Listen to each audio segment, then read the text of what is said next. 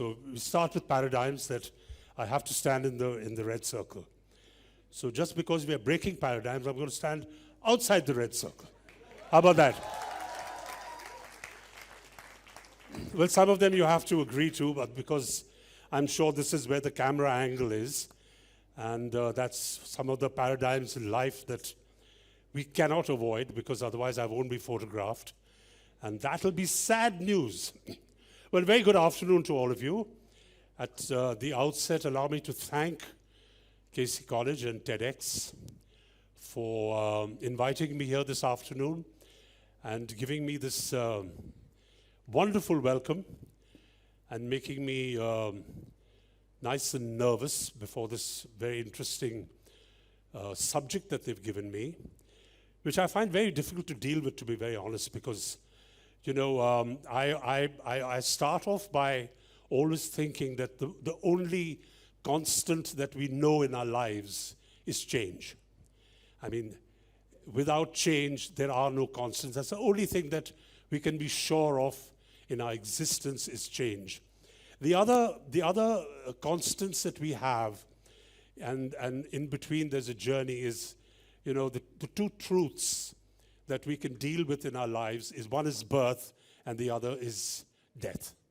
So, you know, everything that happens in between is constantly changing. It is, you know, I'm treating paradigms as a pattern. There are certain patterns that are set in our existence, in our day-to-day lives, in the corporate world, and I suppose there have to be certain tram tracks, certain guidelines on which, you know, the public and the people who are within them begin to operate for the obvious practical reasons.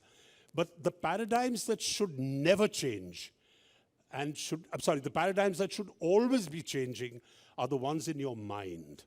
The human mind is the paradigm that can never be controlled and should never be controlled. And it always reminds me of, you know, those kaleidoscope, those durbeens we used to have. Is anybody familiar with that?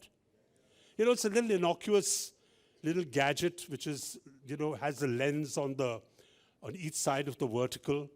And it's just a little cylinder. But when you put your eye to it and consider that cylinder as perhaps the paradigms that we have to follow in life, like standing in the circle. However, it doesn't control what I'm going to speak.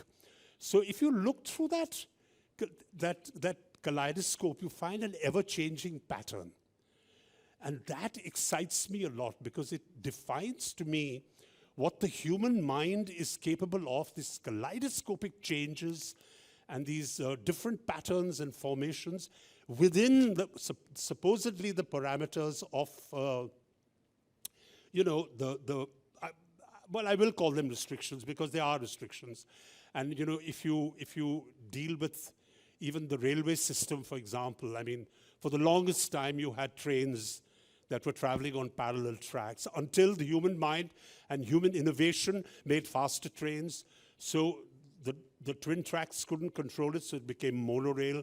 Then trains began to travel on a magnetic field, which is a platform which is created, and then no rails at all. So it has always been the human mind that has changed and destroyed the certain paradigms that we call them, if you look at them as patterns. And that's why it's a very general kind of subject that I hope I'm getting across to you what I mean, is that as long as the human mind keeps changing, and no paradigm has really lost. If you look at geopolitically, if you look at, let's take the example of China, from communist China, the economic revolution that happened there. In India, what's happening today. So there is no equal playing field. The playing field has constantly changed, and it should always change. Look at the film industry, which I come from. When I joined the film industry, technology only allowed us to see on the single screen, as we called it. And that created its own dynamics. People wrote specifically because there was only one screen. Movies were shot on celluloid, which for those who are unfamiliar with celluloid, it's plastic emulsion. on which movies were shot. And then it was made into a positive print.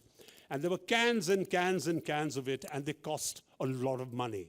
So every time these films had to be distributed across the length and breadth of India, you'd find some poor guy putting all these cans in a taxi and taking it here and there. It was a huge expense, which reflected on the budgets of the movies and affected their returns.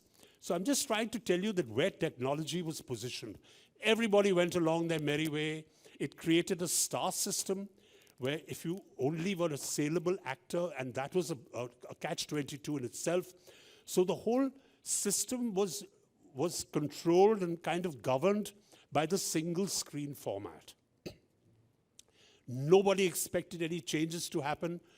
I mean, people were just absolutely complacent and going along their so-called merry way until, thank you very much, there was the invention of television, which totally radicalized the way we watch movies at that time, the way it changed the writing, because now it became that you had to, you could tell your story over a period of 100 episodes and 200 episodes, and came the small screen, which you could see in your home. So technology changed that paradigm completely. It went even further after that. It went into multiplexes. It went from the time of celluloid, it came to the magnetic tape, which was, instead of all those cans, then you had to send some VCRs. I still remember when the VCRs came, you know, for your generation, it's something that you'll find like really alien. But there was a time when there was celluloid and there were like magnetic tape. Now it's all digital. So the magnetic tape came, and I remember the excitement when we could actually see a movie in someone's house, albeit a very rich person's house, because you had to have a television and a VCR, which cost a lot of money. And at that time, when it first came, like mobile phones, there were only very few people who could afford it. So it was a huge treat, and it was something to behold, that you could actually sit at home, put on the movie you liked, and you could watch it. So technology changed that aspect as well. Then came digital, the multiplexes, and today, I mean, we can watch our entertainment on a mobile phone. I mean, 30 years ago, we would never have dreamt that something like this can happen. And in fact, the last 35 to 40 years, I mean, I think people who've lived in these years are really privileged to see the kind of phenomenal change that has taken place in technology, and really absolutely pull the rug under the feet of anybody who says that that paradigms, are there to stay. They will never be there to stay. I mean it from that point of view. And I think this shouldn't, because at the end of the day, the human mind, as much as human beings, it's ironical that human beings don't like change. Most people like to go along the set pattern, and understandably so. I do, and a lot of people set their routine, you think, and you want to go along with it. But human beings, ironically, are the ones who change that pattern every decade, every 5 years, every 20 years. Geopolitically, I mean, if you look at Europe, the dynamics in Europe after 2 world wars changed completely.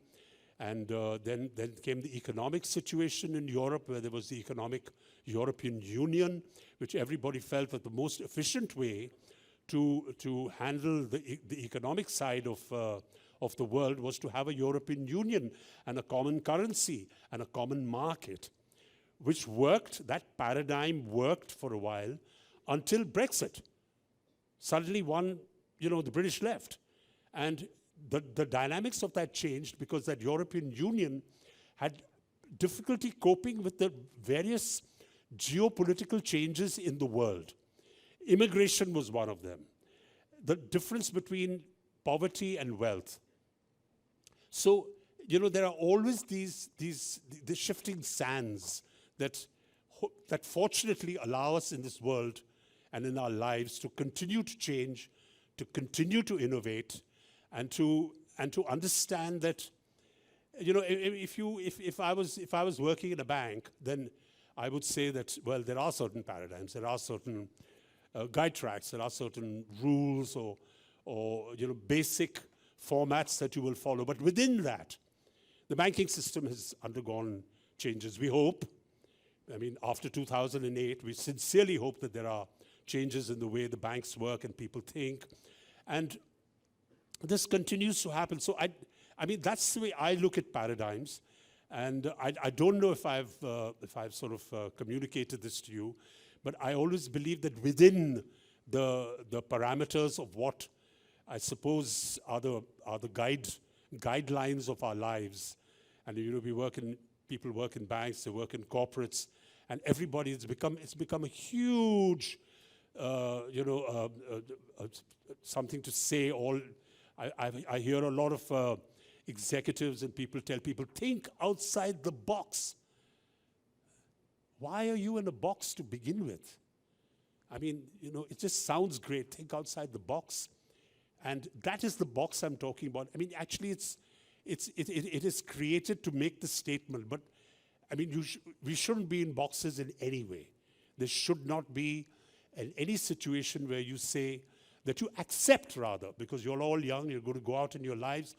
You will do jobs which will require you to stick along certain lines and certain things, but do not believe that restricts you or in any way controls your thought process. And those are the most important paradigms that need to be destroyed in your thought process, in your thinking, in your creativity, in your innovation, even when you're in college. I mean, I'm not telling everybody to sort of change all the rules in college, because I'll never be invited back here again. But the point is that within that, you come here, you gain knowledge, you gain experience, and those are the most important paradigms that should always be questioned, should always be subject to change. And you, as people, and all of us human beings in whatever field of life you're in, should have the courage to believe that our thought process and our thinking and our creativity is the only paradigm where there is no paradigm. So, I mean, there is this contrast on, how we think and how we perceive it. I'm treating it as patterns. The dictionary meaning for paradigm, one of it is patterns. So I'm talking about patterns that keep changing, like the example of the kaleidoscope that I gave you. And I really feel that apart from that, I really don't have too much to talk about. I hope I've been able to communicate my thoughts. And of course, it's very jumbled because there are conflicting levels to paradigm, but I've separated it in terms of the paradigms of the mind and the paradigms that you will encounter in your everyday life. So thank you very much.